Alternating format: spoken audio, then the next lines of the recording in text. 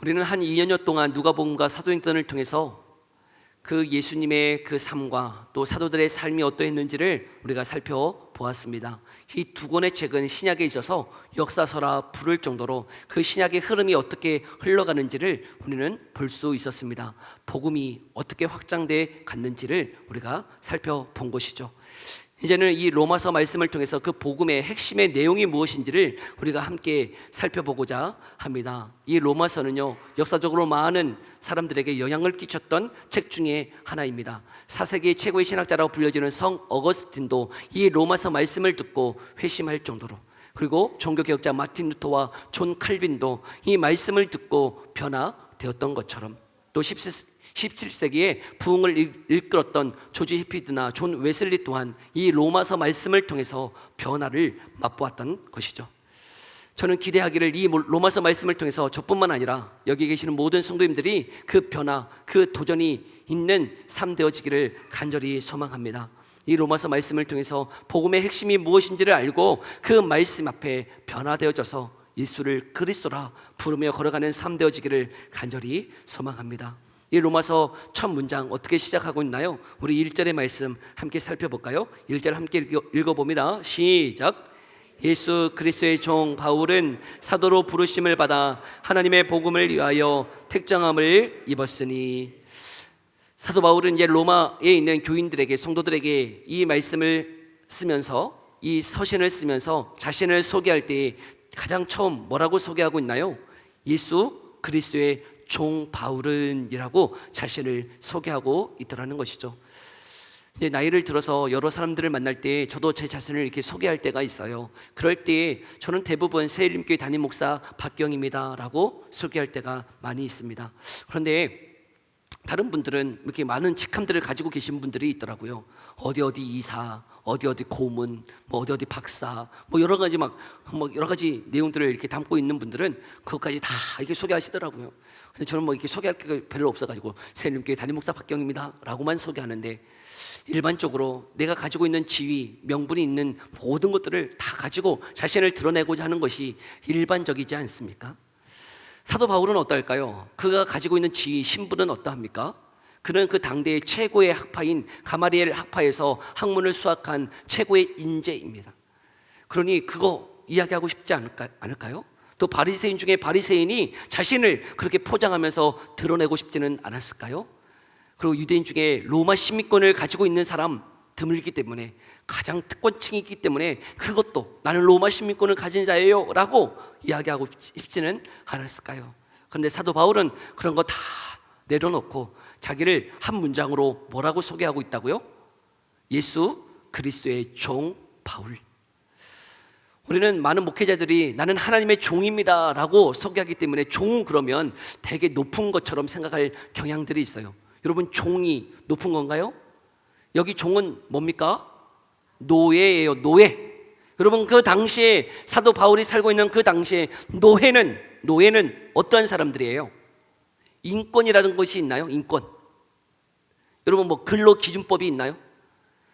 뭐 일주일에 52시간 넘어가면 뭐 근무를 그만두고 하루에 8시간 이상 초과 근무하면 초과 근무 수당이 있고 뭐 그런 거 있나요?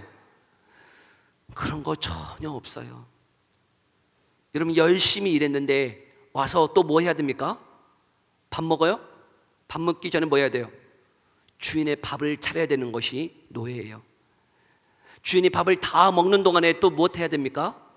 시중을 들어야 되는 게 노예예요. 주인이 밥을 다 먹고 이제 있으면 어떻게 해야 되는 거예요? 치워야 되는 게 노예예요. 여러분, 주인이 잠들기까지 그 노예는 그 모든 일반의 사항들을 봐야 되는 것이 노예인 거죠. 그리고 나서 무엇 하는 거예요? 조용히 숨어서 밥을 먹는 것이죠. 노예는 인권이 없어요. 그에게는 무슨 근로기준법도 없어요. 여러분, 그는 주인이 시키는 대로 살아가는 것이 노예입니다. 근데 사도 바울은 자신을 소개할 때 뭐라고 소개하고 있다고요? 예수 그리스도의 노예이다. 내 주인은 누구라는 거죠?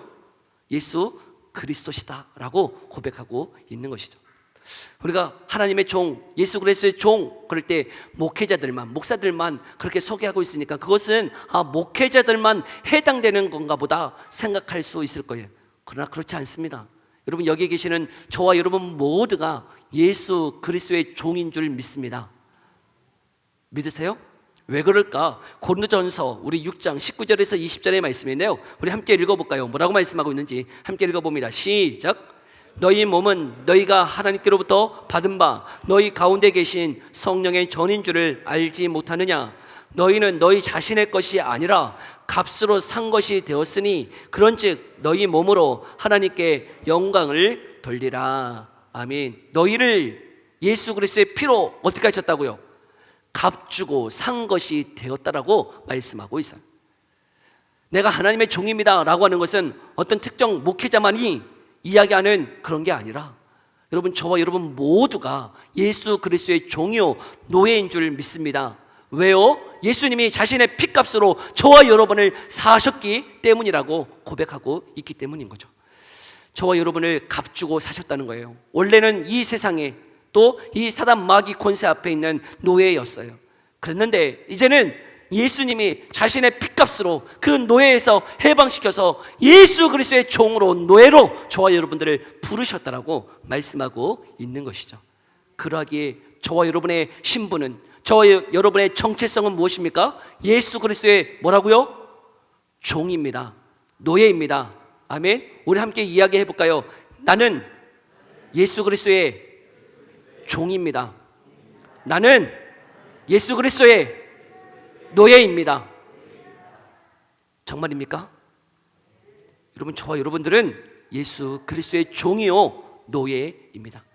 그러면 예수 그리스도의 종으로서 이제 어떻게 살아가야 하는 것일까요? 1절 하반절에 보면 자신의 사명은 무엇이라고 얘기하고 있냐면, 자신은 하나님의 복음을 위하여 택정함을 입었다라고 고백하고 있는 것이죠. 자신은 자기의 삶을 위하여 살아가는 존재가 아니에요. 누구를 위해 사는 거예요? 하나님의 복음을 위하여 이제 나는 산다라고 고백하고 있는 것이죠. 자신의 정체성은, 자신은 종이에요. 예수 그리스도의 종이에요. 그리고 자신의 사명은 무엇이냐면 예수 그리스도를 위하여, 그 복음을 위하여 산다라고 고백하고 있는 것이죠. 그 삶의 목적, 그 삶의 이유가 다른 게 아니고 그 복음을 위하여라고 고백하고 있는 것이죠. 여러분은 무엇을 위하여 살고 계십니까? 여러분의 삶의 목적은 무엇입니까?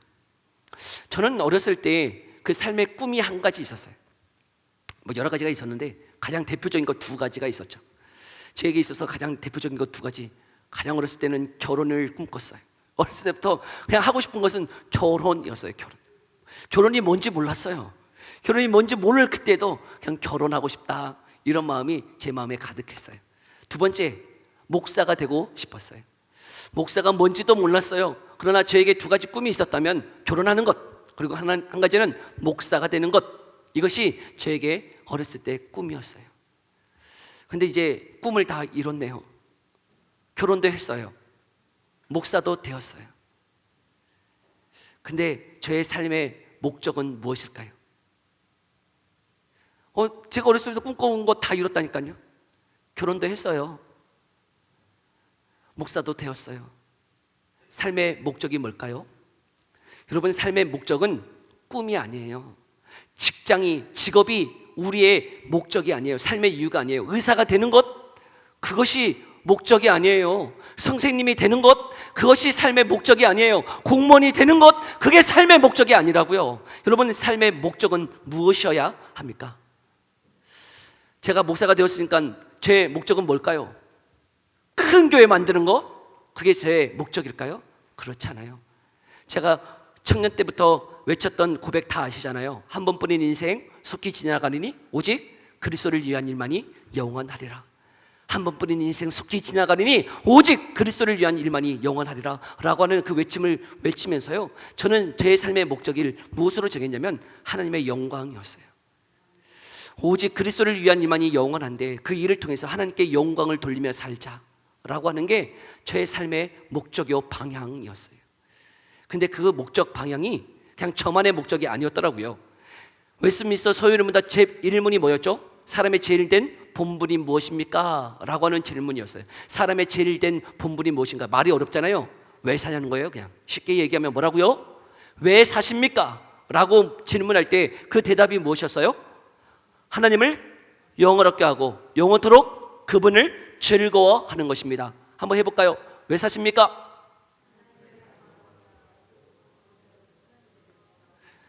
하나님을 영원롭게 하고 영원토록 그분을 즐거워하는 것입니다.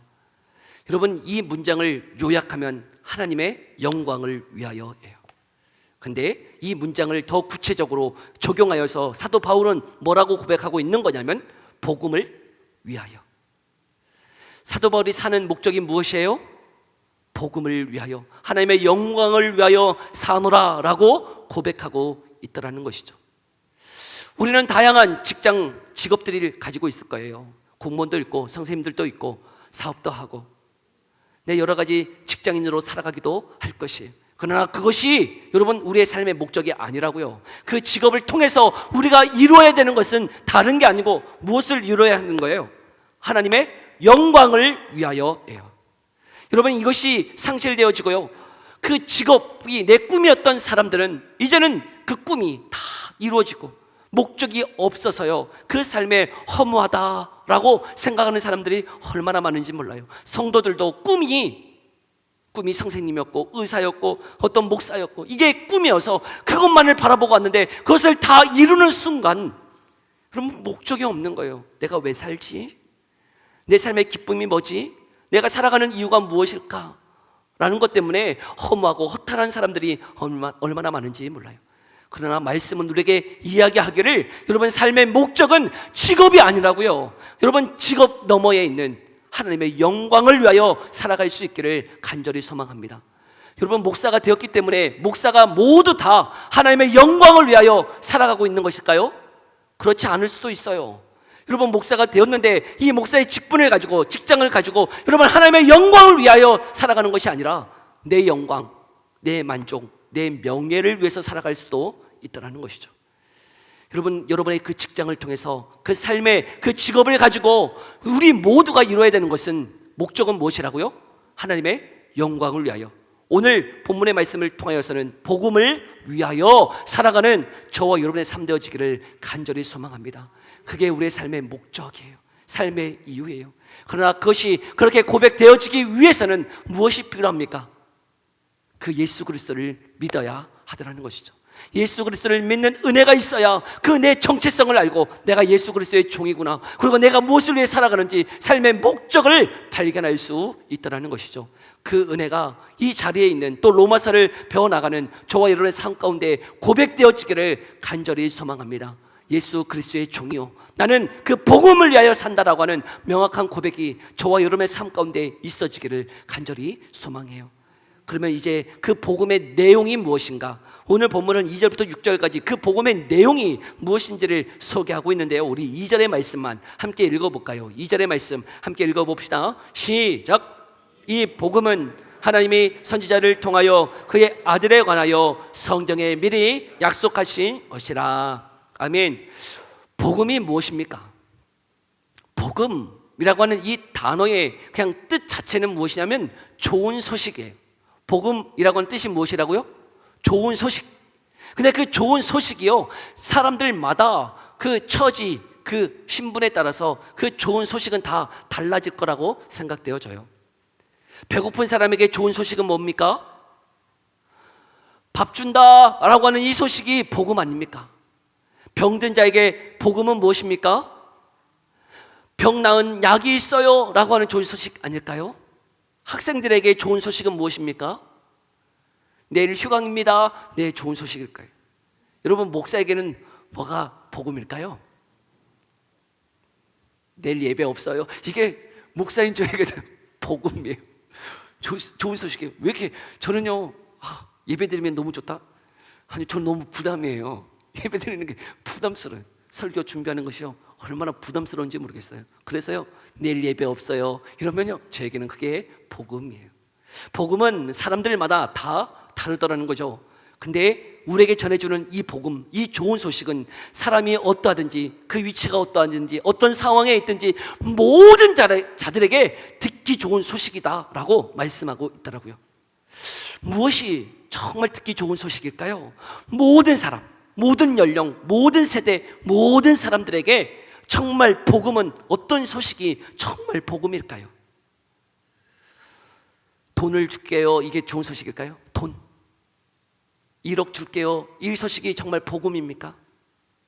어떨까요? 1억 줄게요, 모든 사람에게 1억 줄게, 이 소식이 좋은 소식이냔 말이에요. 이 소식이 좋은 소식이지 않는 이유는 무엇 때문이냐면 모든 사람에게 1억 줘봐요. 어떤 일이 벌어지는 거예요? 돈의 가치가 떨어지는 거예요. 물가 상승. 여러분, 그렇기 때문에 그건 결코 좋은 소식이 아니죠. 모든 사람에게. 그리고 한 10조 있는 사람에게 1억 준다? 여러분, 좋은 소식이에요? 아니요, 껌이에요, 껌값. 10조 있으면 1억은 껌값이죠. 우리나 막 1억, 좋은 소식이다 막 이런데, 그렇지 않아요. 모든 사람들에게 여러분, 그 소식은 좋은 소식이 아니에요. 그러면 도대체 성경이 말하는 좋은 소식, 복음이 무엇입니까? 복음은 좋은 소식을 이야기할 때 복음은 누구라고 얘기하고 있는 거예요? 이전의 말씀을 보니까 이 복음은 읽고 누구예요? 예수 그리스도가 좋은 소식이라는 거예요. 복음은 예수 그리스도 그 자체가 복음이다 말씀하고 있는 것이죠. 왜요? 왜 예수 그리스도가 복음입니까? 지금 성경은 우리를 죄인, 여러분, 저와 여러분들을 뭐라고 고발하고 있냐면 죄인이다라고 이야기하고 있어요. 근데 그 죄의 상태의 값은 뭡니까? 죄의 삭은 뭐예요? 사망이에요. 죽을 수밖에 없어요. 그러나 육신이 죽는 것으로 끝이 아니고, 여러분, 죽음 이후에 영원한 하나님의 심판이 있는데 그 죽음의 결과가 뭐라고요? 지옥 형벌이에요. 영원한 지옥의 형벌이 우리에게 있다라고 말씀하고 있는 것이죠. 그 사망에서부터 어떻게 우리가 건짐을 받을 수 있을까요? 그 어떻게 우리가 이 지옥의 형벌에서 구원받을 수 있을까? 많은 사람들은 얘기해요. 착하게 살면 안 됩니까? 정의롭게 살면 구원받는 것 아닙니까? 라고 이야기하죠. 여러분, 착하게 산다? 도대체 어떻게 착하게 살아야 되는 거예요? 어느 정도 착하게 살아야 되는 거예요? 기준이 뭐예요? 말씀해 보세요. 착하게 살아야 구원받는다 라고 할 때 다 기준이 뭡니까? 나만큼이에요. 나만큼. 다 자기 자신이요. 그죠? 나 자신이 다 착해요. 근데 제가 얘기했잖아요. 저기 교도소에 있는 분들도요, 자기가 다 착하다니까요. 자기가 이 세상에서 내 주어진 환경에서 지금 어쩔 수 없이 그렇게 내가 죄를 저질렀을 뿐이지 나는 착해. 나만큼 착한 사람이요, 교도소에도 얼마나 많은지 몰라요. 기준은 착하다? 그 기준은 사람들마다 다 다르더라는 거예요. 그 기준을 명확하게 어떻게 할 수 있냔 말이에요. 그래서 우리 하나님은 우리에게 말씀하시기를 어떤 자가 구원을 받는다고요? 예수 그리스도를 믿는 자가 구원을 받는다라고 말씀하고 있어요. 그때 이걸 들을 때 이게 복음이다라고 얘기할 때 이게 왜 복음인가? 여러분, 그것을 말씀하시는 하나님이 누구이십니까? 이 복음을 이야기하고 있는 하나님이 누구시냐고요? 창조주세요. 뭐라고요? 창조주. 저와 여러분들을 만드신 분이 누구세요? 하나님이세요. 선과 악을 기준을 제시하는 분이 누구세요? 하나님이세요. 여러분, 하나님의 말씀이기 때문에 이 말씀이 능력이 있는 줄 믿습니다. 하나님의 말씀이기 때문에, 창조주 되시는 하나님이 말씀하시기 때문에 그것이 기준일 수 있다는 것이죠. 복음일 수 있는 이유는 다른 게 아니에요. 하나님이 바로 이 예수 그리스도를 통하여 우리에게 구원을 주시겠다라고 말씀하셨기 때문에 이 옛 선지자로부터 지금까지 우리에게 주신 이 말씀은 다른 방법이 아니라 누구를 통하여? 예수 그리스도를 통하여만 구원을 주시겠다라고 말씀하셨기 때문에 여러분, 그 말씀을 믿는 자가 구원을 받더라는 것이죠. 창조주 되시는 그 하나님의 말씀을 믿을 수 있기를 소망합니다. 근데 어떤 분들은 막 분노가 일어나요. 아니, 왜 하나님이 그 기준을 정하시는 건가요? 왜 하나님의 말씀대로 그렇게 해야 되나요? 착하게 살면 안 되나요? 내가 정의롭게 살면 구원받는 건 아닌가요? 라고 이야기할지 모르겠어요. 여러분, 그 창조주 하나님이라고 하는 것을 우리가 실감하지 못하기 때문이에요. 여러분을 낳으신 부모님 앞에 부모님 왜 저를 이렇게 낳으셨나요? 이렇게 항변하신 분 계신가요? 부모님 왜 저를 이렇게 낳으셨어요?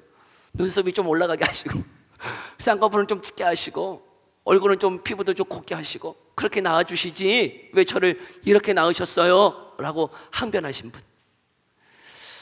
혹 그러신 분들 계실지 모르겠는데, 그런 분들은 다 부모님이 어떻게 생각하는 거예요? 이런 불효자가 어디에 있나 라고 생각하실 거죠. 여러분, 부모님 앞에서도 우리가 항변하지 못해요. 여러분, 부모 앞에서도 왜 나에게 이런 걸 물려줬나라고 항변하지 못하는데, 하물며 여러분, 하나님이 이 모든 만물을 창조하신 하나님 앞에 어떻게 우리가 항변할 수 있나요? 우리는 피조물이에요. 우리는 하나님 앞에 먼지예요. 먼지. 사람을 무엇으로 만들었어요? 흙. 근데 흙이라고 하는 그 단어 자체의 의미는 먼지예요. 흙이라고 하니까 막 곱고 막 좋은 아름다운 흙. 아니요. 뭐요? 먼지. 아무것도 아닌 먼지 같은 그 자를 여러분 인간으로 지으시고요, 그 코에 생기를 불어넣으셔서 여러분 하나님의 형상 닮도록 하셨어요. 그런 인간이 여러분 하나님 창조주 하나님 앞에 왜 이것이 이렇게 해야 됩니까? 불공평합니다. 이것이 말도 안 됩니다. 항변하는 그 인간을 바라보시면서 하나님이 어떻게 느끼실까요? 어린 자녀가 4살, 3살 그 어린 자녀가 아버지를 바라보면서 아빠 나를 왜 이렇게 낳았어? 이러면 여러분 어떤 마음이 들겠어요? 이놈 새끼야 감사해야지 하는 마음이 들지 않겠어요? 여러분, 창조주 하나님의 말씀이에요. 우리가 구원을 받을 수 있는 유일한 길은 다른 길이 없어요. 오직 그 예수 그리스도를 고백하며 걸어가는 것. 여러분, 그 주님을 믿을 수 있기를 간절히 소망합니다.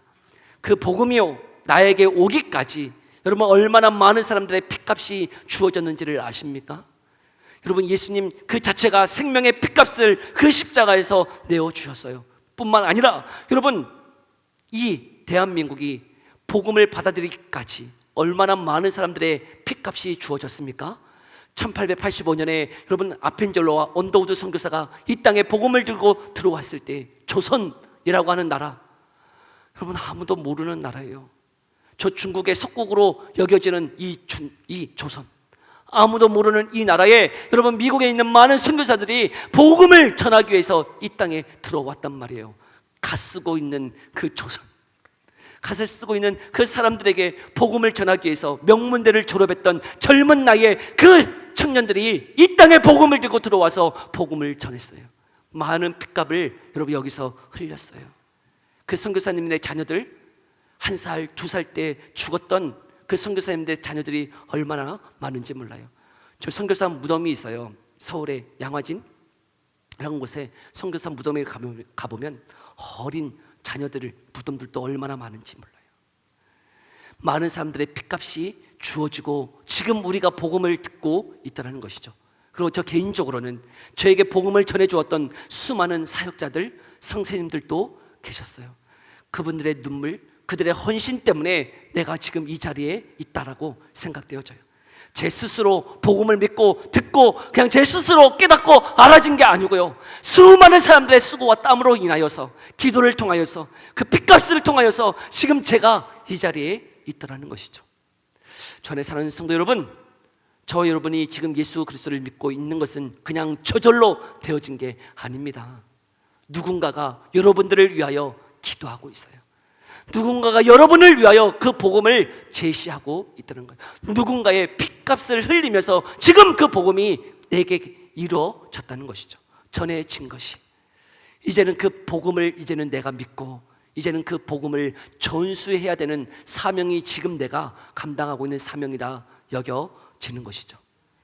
사도 바울은 그 예수 그리스도의 종으로서 그 복음을 위하여 내가 달려가노라 라고 증거하고 있다는 것이죠. 그 복음이 먼저는 여러분들이 믿어지는 은혜에 있기를 원하고, 그 복음을 이제는 믿었다면 그 복음을 위하여 살아가는 삶의 방향이 있기를 간절히 소망합니다. 그 복음, 날 살린 그 복음, 생명 되신 그 복음을 위하여 여러분, 여러분의 직장과 여러분의 가정과 여러분의 삶의 터전에서 그 예수 그리스도를 전하며 살아가는 저와 여러분의 삶 되어지기를 간절히 소망합니다. 기도합시다. 우리 이 시간에 들은 말씀 생각하며 함께 기도할 때에 살아계신 하나님, 예수 그리스도를 믿을 수 있는 은혜 허락하옵소서. 예수 그리스도를 이제는 믿고 있다면 그 예수 그리스도가 내가 예수 그리스도의 종이요 노예요. 이제는 그 예수 그리스도를 위하여, 복음을 위하여 살아가는 인생 되게 하옵소서.